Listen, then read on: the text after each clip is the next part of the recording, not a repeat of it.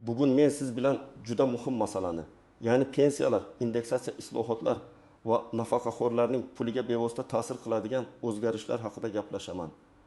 Bu mavzu faqat bugun pensiya olayotgan insonlarga emas. Yaqin yillarda pensiyaga chiqadiganlarga ham, ota-onasi yoki buyisi, bobosi pensiya oladigan har bir oilaga tegishli.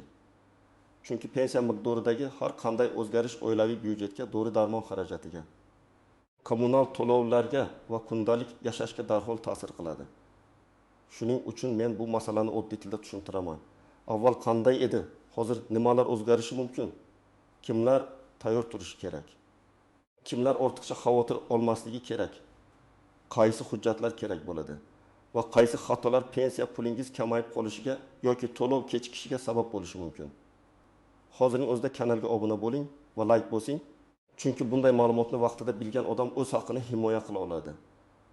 Men avvalo shuni aniq aytib qo'yaman. Pensiya tizimidagi islohot deganda faqat pul oshadi yoki pul kamayadi deb tushunish noto'g'ri. Islohot bir nechta yo'nalishni o'z ichiga oladi.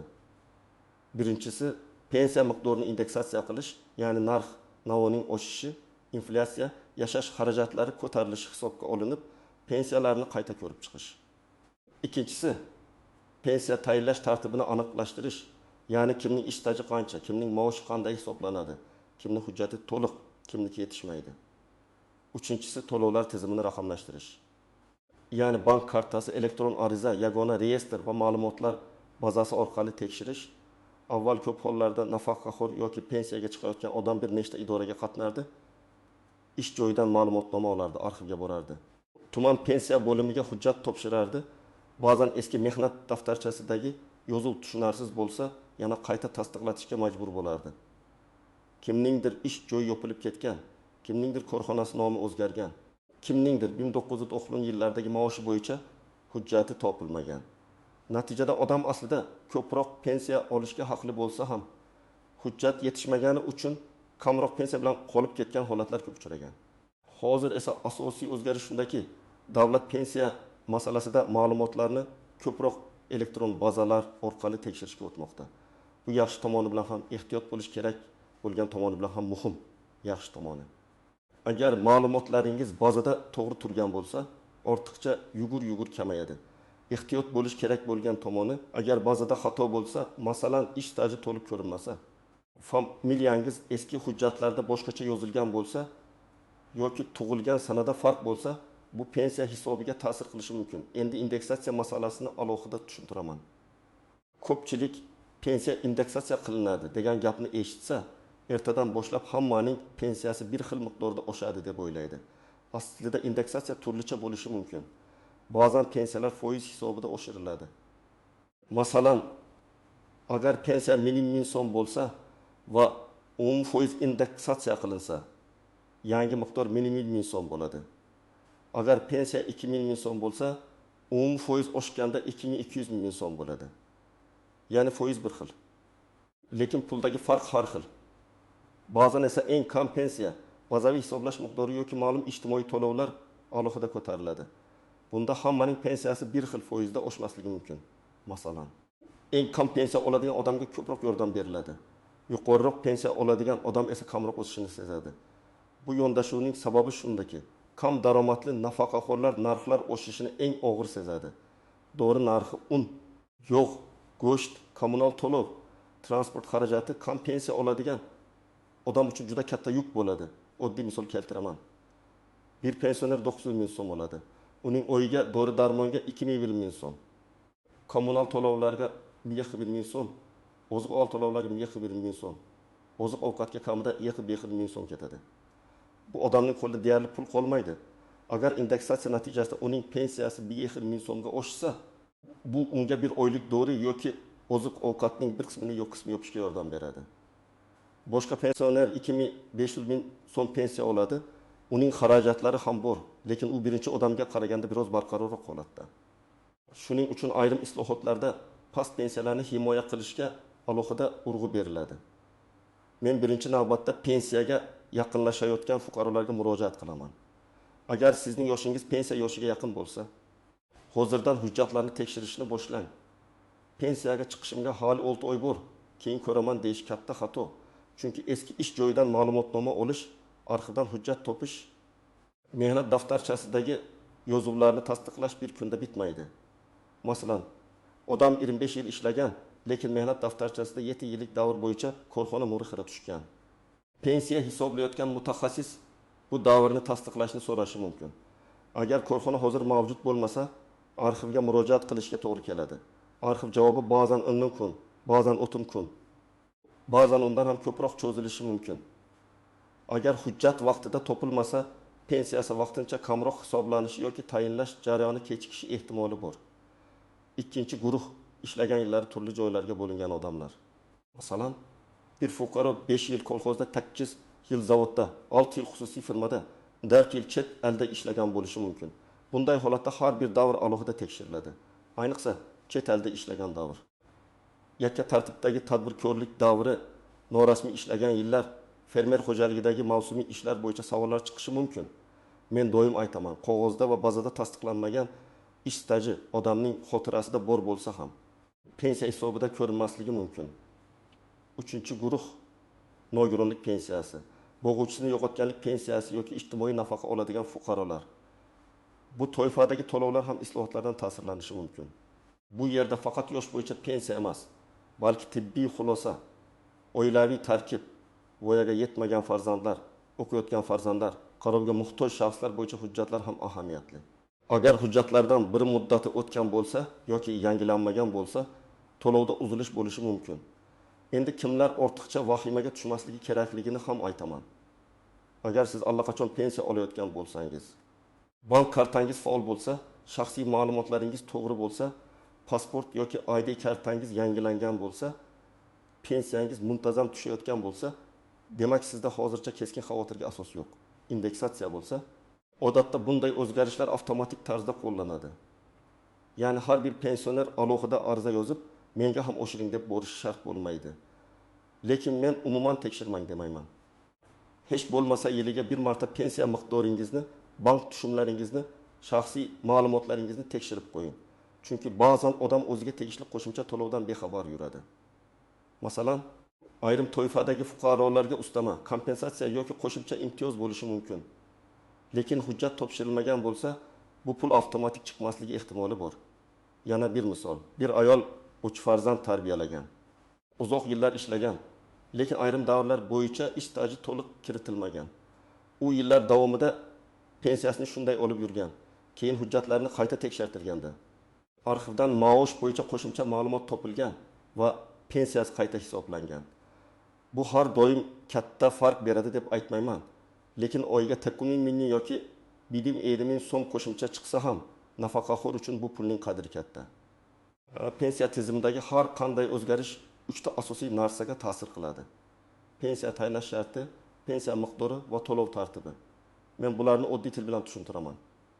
Pensiya tayinlash sharti deganda yosh, ish staji, sug'urta badallari, mehnat faoliyati va qonunda belgilangan mezonlar tushuniladi. Agar tizimda ish staji aniqroq tekshirilsa, oldin e'tibordan chetda qolgan davrlar topilishi ham mumkin.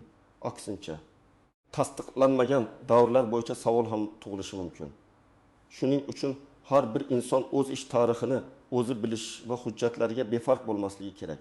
Pensiya miqdori deganda siz oyma-oy oladigan pul tushuniladi. Bu miqdor ish staji, oylik ish haqi, bazaviy ko'rsatkichlar, qo'shimcha imtiyozlar va indeksatsiyaga bog'liq.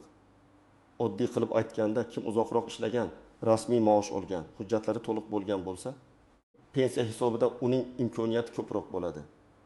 Kim norasmiy ishlagan, konvertda pul olgan, hujjatsiz faoliyat yuritgan bo'lsa, afsuski bu davrlar pensiyada muammo tug'dirishi mumkin. To'lov tartibi esa pensiyaning qanday olinishi bilan bog'liq. Bugun ko'p to'lovlar bank kartalari orqali amalga oshirilmoqda. Bu qulay. Pulni bankomatdan olish mumkin, do'konda karta orqali to'lash mumkin. Farzandlar masofadan yordam bera oladi. Lekin bu yerda ham ehtiyot bo'lish kerak.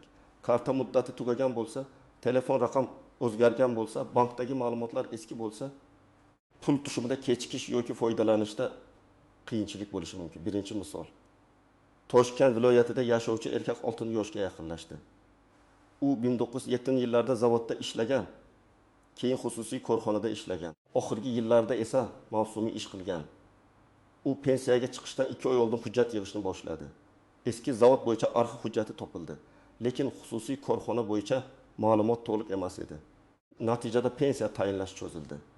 Agar u 1 yil oldin tekshirganida kerakli ma'lumotlarni xotirjam yig'ib, vaqtida to'liq pensiya olish imkoniga ega bo'lardi. Ikkinchi misol, bir ayol 55 yoshga yetgach pensiya uchun murojaat qildi. U rasmiy ravishda 22 yil ishlagan, lekin 5 yil davomida bolalar parvarishi, yana bir necha yil norasmiy savdo bilan shug'ullangan. U o'ylagan edi, men butun umr ishladim, pensiyam yaxshi chiqadi.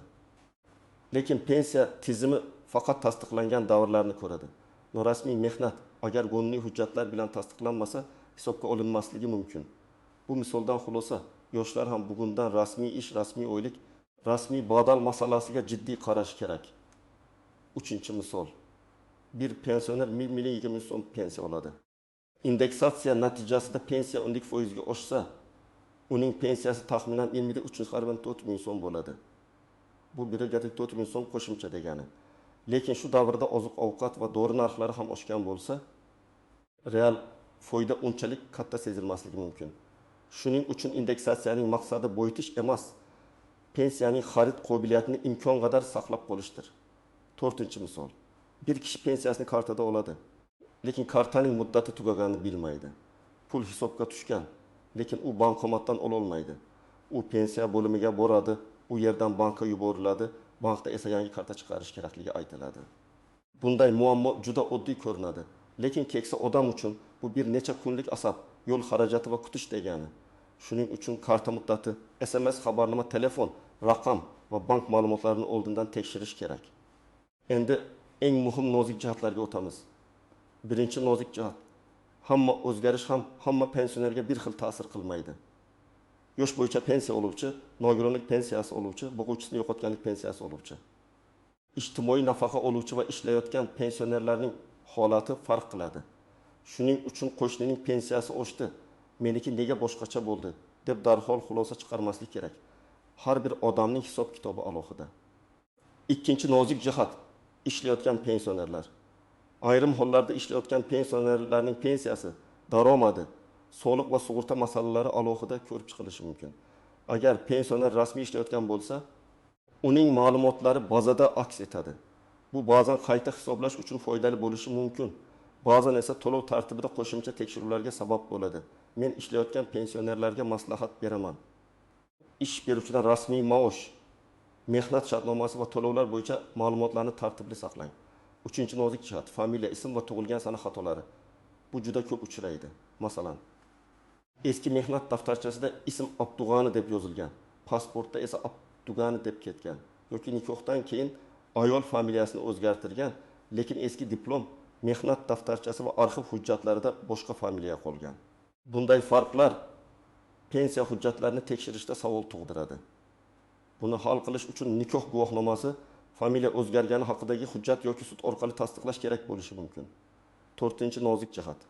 Arxiv hujjatlari. Eski korxona tugatilgan bo'lsa, uning hujjatlari davlat arxiviga topshirilgan bo'lishi kerak. Lekin amalda hamma korxona ham hujjatlarni ideal tartibda topshirmagan. Shuning uchun ayrim davrlarni isbotlash qiyin bo'ladi. Bu holatda guvohlar, sud tartibi, qo'shimcha dalillar masalasi ko'tarilishi mumkin. Men bunday vaziyatda og'zaki gap bilan cheklanmaslikni, albatta yozma murojaat qilishni tavsiya qilaman. Yozma murojaat bo'lsa, javob ham yozma bo'ladi. Keyingi bosqichda dalil sifatida ishlatish mumkin. 5-nozik jihat, qo'shimcha imtiyozlar. Ayrim pensionerlar o'zlariga tegishli imtiyozlardan foydalanmaydi, chunki bilmaydi. Masalan, ayrim toifadagi nogironligi bo'lgan shaxslar, urush yoki mehnat faxriylari alohida sharoitda ishlaganlar. Zararli ishlab chiqarishda mehnat qilganlar, ko'p yillik stajiga bo'lganlar uchun qo'shimcha tartiblar bo'lishi mumkin. Buni aniq bilish uchun o'z holatingiz bo'yicha pensiya jamg'armasi bo'limidan yozma tushuntirish so'rang. Endi eng kerakli qismga o'tamiz. Nima qilish kerak? Men sizga bosqichma-bosqich aytaman. Birinchi qadam, hujjatlaringizni bir joyga yig'ing.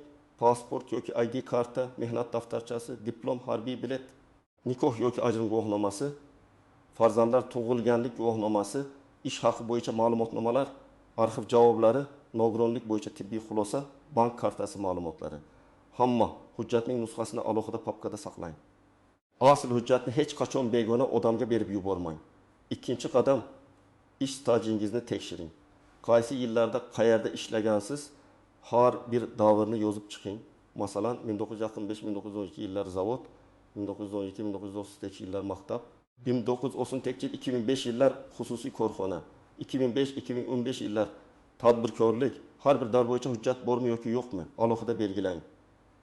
Hujjat yo'q joyini oldindan aniqlasangiz, pensiya tayinlash paytida shoshilmay harakat qilasiz. 3-qadam, pensiya bo'limiga yoki davlat xizmatlari markaziga murojaat qiling. Og'zaki so'rash foydali, lekin muhim masalada yozma murojaat yaxshiroq. Murojaatni oddiy qilib yozing. Mening pensiya hisobimda ish stajim va oylik ish haqim bo'yicha qaysi davrlar inobatga olinganini tekshirib berishingizni so'rayman. Javob olganingizdan keyin, agar biror davr tushib qolgan bo'lsa, uni tiklash bo'yicha harakat qiling. 4-qadam, bank ma'lumotlaringizni yangilang. Karta muddati, telefon raqam, SMS xabarnoma, bank ilovasi, PIN kod xavfsizligi, ishonchli shaxs masalasini tekshiring. Hech kimga karta raqamini, SMS kodini, PIN kodini aytmang. So'nggi paytlarda pensionerlarni aldash holatlari ko'p uchraydi. Pensiyangiz oshadi, kodni ayting, kompensatsiya tushiramiz. Kartangizni bering degan qo'ng'iroqlarga ishonmang. Davlat idorasi yoki bank xodimi hech qachon sizdan SMS kod so'ramasligi kerak. 5-qadam, agar pensiyangiz noto'g'ri hisoblangan deb o'ylasangiz, shunchaki ranjib yurmang. Qayta hisoblashni so'rang. Buning uchun ariza yozasiz. Mavjud hujjatlarni ilova qilasiz. Qaysi davr hisobga olinmaganini ko'rsatasiz. Masalan, 1994-1999 yillarda falon korxonada ishlagan davrim pensiya hisobiga kiritilmagan deb hisoblayman. Ushbu davr bo'yicha arxiv ma'lumotnomasini ilova qilaman. Shunda masala aniq ko'riladi. 6-qadam, rad javobi olsangiz, uni yozma shaklda oling, chunki sizga bo'lmaydi degan og'zaki gap bilan keyin hech narsa isbotlab bo'lmaydi. Yozma rad javobida sabab ko'rsatiladi. Agar sabab qonunga mos bo'lmasa yoki sizda qo'shimcha dalil bo'lsa, yuqori turuvchi tashkilotga yoki sudga murojaat qilish imkoningiz bo'ladi. Men har doim fuqarolarga aytaman, o'z haqqini talab qilish, janjal qilish degani emas, tartib bilan, hujjat bilan, qonuniy yo'l bilan harakat qilish degani. Bu mavzuda faqat pensionerning o'zi emas, uning farzandlari ham mas'uliyati bo'lishi kerak. Ko'p keksa odamlar elektron tizimni, bank ilovasini, davlat xizmatlari portalini tushunmasligi mumkin. Farzandlar ota-onasining hujjatlarini tartibga solib berishi, karta muddatini tekshirishi, arxivga murojaat qilishda yordam berishi kerak. Bu juda katta ish emas, lekin vaqtida qilinsa katta muammoning oldini oladi. Masalan, onangiz pensiya oladi, lekin uning eski mehnat daftarchasi shkafda yotibdi. Siz bir kun vaqt ajratib, hujjatlarni ko'rib chiqsangiz, familiya o'zgarishi bo'yicha nikoh guvohnomasi yetishmayotganini bilib olasiz. Yoki otangizning 10 yillik ish davri bo'yicha arxiv ma'lumotnomasi yo'qligini sezasiz. Bugun buni hal qilish osonroq, ertaga pensiya qayta hisoblash kerak bo'lganda esa shoshilish, asabiylashish va ortiqcha xarajat bo'lishi mumkin. Yana bir muhim jihat. Pensionerlarning ko'pi bolalarimni ovora qilmay deb hujjat masalasini yashirib yuradi.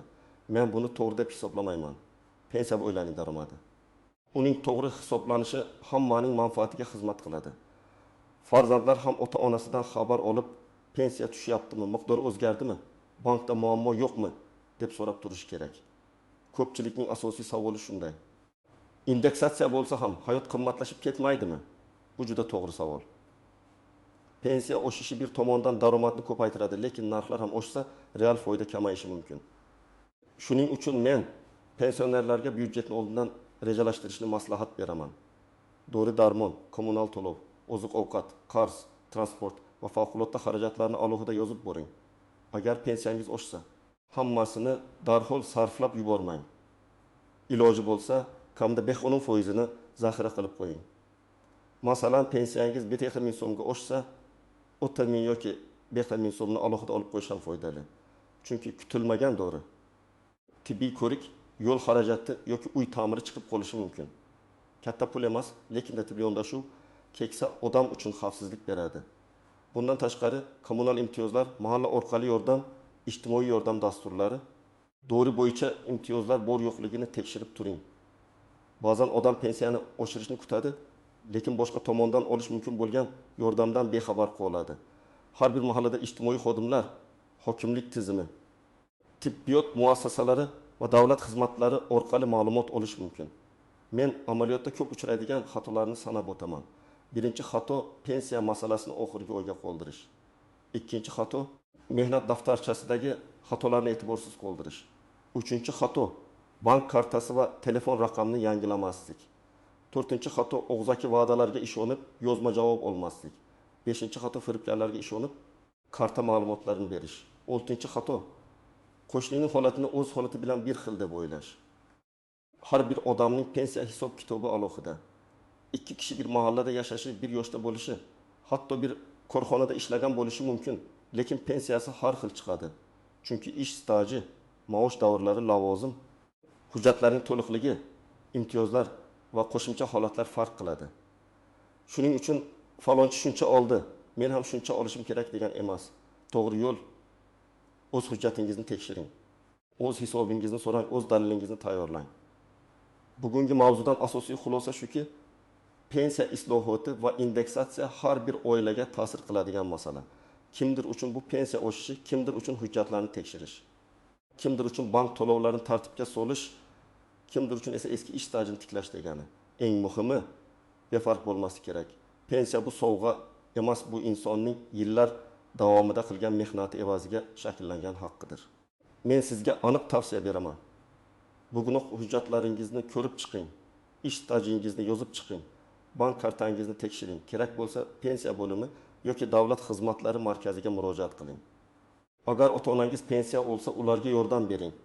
Agar pensiyaga chiqishingizga hali vaqt bor bo'lsa ham, rasmiy ish va hujjat masalasiga jiddiy qarang. Chunki bugungi rasmiy daromad ertangi pensiyangizni belgilaydi. Sizningcha pensiya indeksatsiyasi narxlar oshishini qoplay oladimi? Pensiya tizimida yana qanday o'zgarishlar bo'lishi kerak deb o'ylaysiz? Fikringizni izohlarda yozib qoldiring. Video foydali bo'lgan bo'lsa, like bosing, yaqinlaringizga yuboring va kanalga obuna bo'ling. Men esa keyingi videolarda pensiya, nafaqa, imtiyozlar va fuqarolarning qonuniy haqlari bo'yicha yana muhim ma'lumotlarni oddiy tilda tushuntirib beraman.